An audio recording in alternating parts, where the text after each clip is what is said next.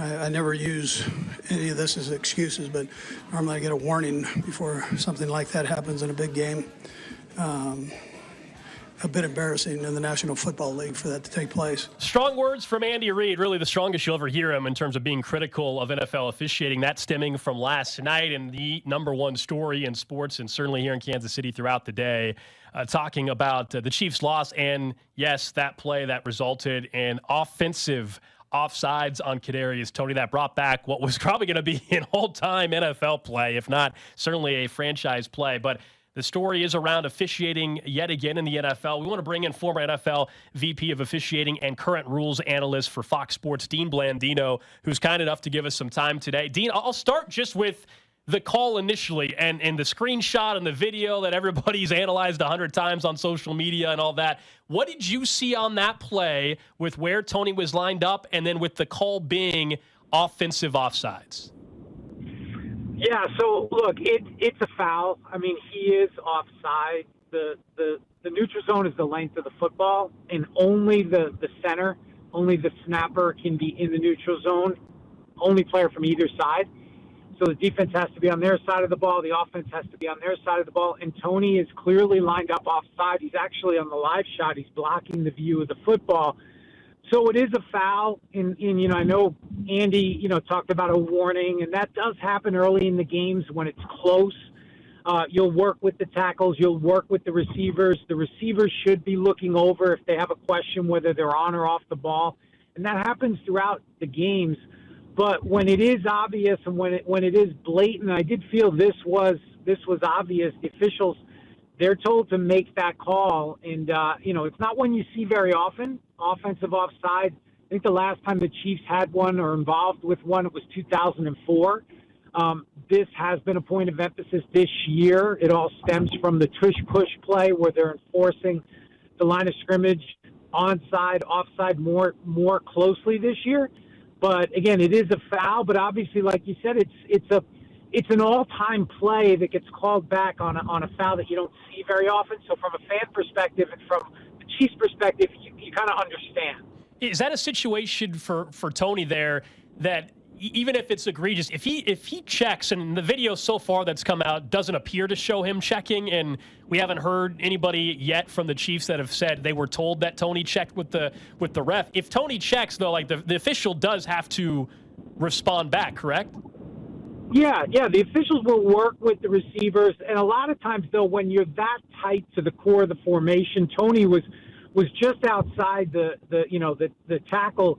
Pretty tight. So, it's a little harder when you're that distance from the line of scrimmage officials. So maybe he didn't think to do it, typically when they're out wide.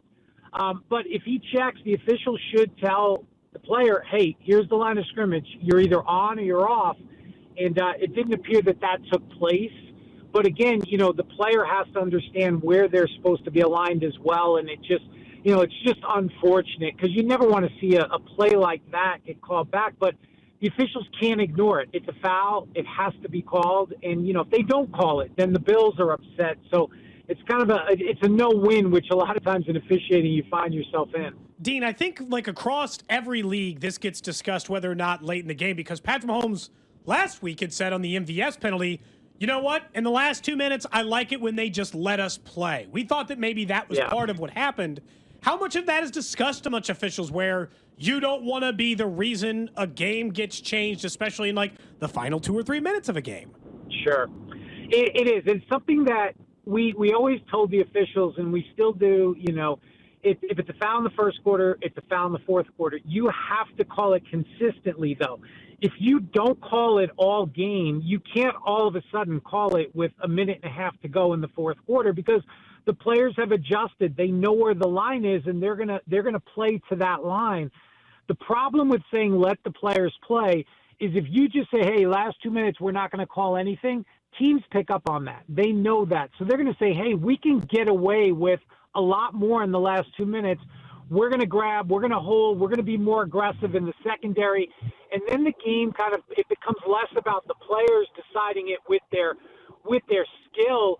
It becomes more about, okay, who can gain the unfair advantage? And I think that's the problem with just saying let them play. And I do feel like, a lot of that, because Patrick Andy, they're not guys that complain about officiating. And I do feel like there was some overflow from the Packers game that maybe just boiled over for them.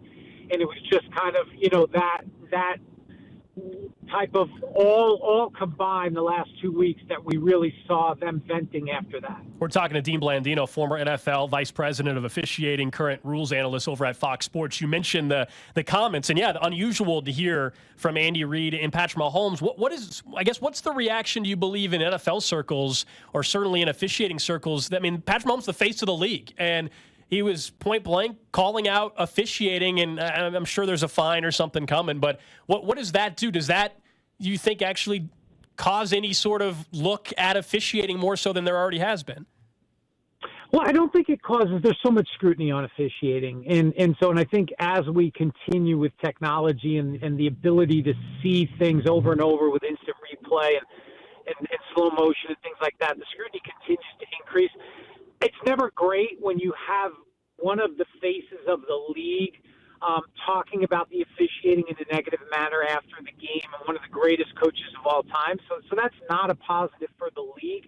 It's not unusual officiating. If you're talking about officiating after a game, it's typically not positive.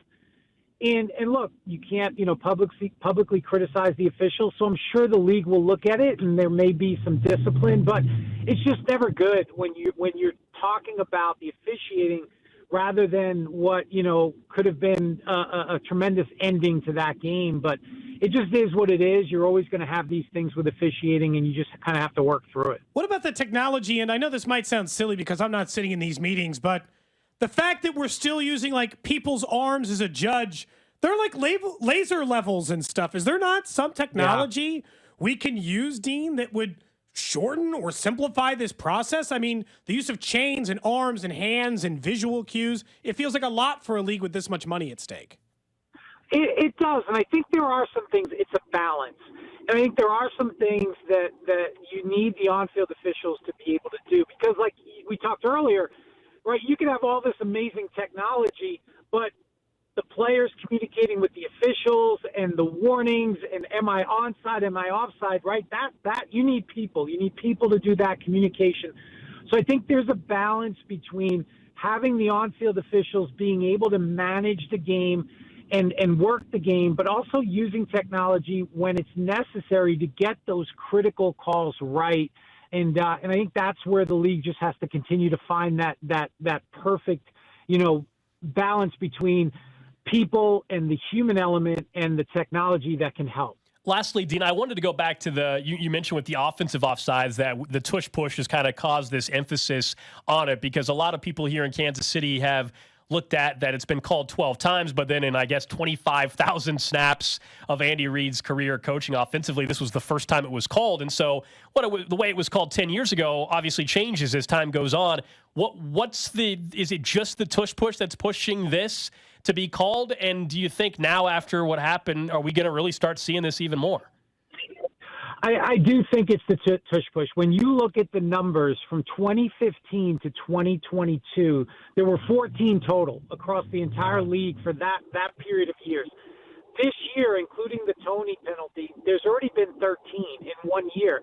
And this is because of that play, and the officials have been directed to call the line of scrimmage more closely. And I think it's bled over to these other areas, whereas this play, I doubt that gets called last year or 3 years ago, right? It wasn't strictly enforced. I think that's one of those kind of unintended consequences of that play and how we're seeing it affect games. And I think it's something the competition committee will look at in the offseason. They'll look at that play. They'll look at the overall officiating in the line of scrimmage. And again, look, bottom line, it's a foul, but it hasn't been called that way in recent years, or certainly going back 10, 15 years. It's just a different standard today. Is that why you think Andy got more upset? Like, I saw the stat, 27,000 offensive plays. He's never seen it once. Is that why in particular you think a guy like Andy Reid might lose it on a play like that? No doubt. He is one of my favorite people, not just in the NFL, in the world. And I really do feel, had that been a hold or, some other foul that happens more often, I don't know if the reaction is as strong. I really don't. And I think that was part of it. I think just it's been building with the Chiefs. Go back to the Packers game and just the things that have happened. But I do feel because it was such I'm not going to say an obscure foul, but a foul that doesn't happen very often. I think that was part of it. Dean Blandino, current rules analyst for Fox Sports, former NFL VP of officiating. Always appreciate the insight. Thanks so much for the time. You got it, guys. Thanks for having me.